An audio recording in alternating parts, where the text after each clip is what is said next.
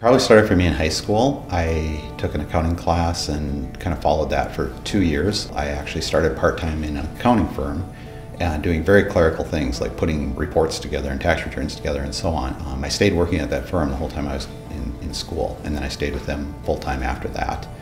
And that kind of grew then into hospital finance, and I became a controller at the hospital in my hometown, and then subsequently became the CFO at the hospital here in West Burlington. My wife says I think in terms of columns and rows. Everything I do is in columns and rows, which isn't that exciting.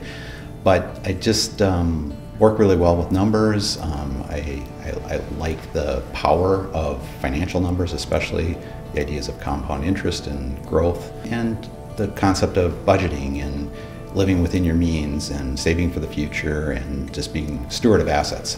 So I was able to do that in my job. As part of that, a responsibility part of that is taking care of the assets of the organization. I retired from that about 2 years ago and have been actually a client of Marvin's through his previous employer as well as this firm.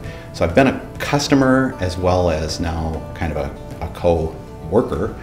And so getting involved with this firm, with Great River, has been kind of an ability to kind of explore an area that I really have a passion about.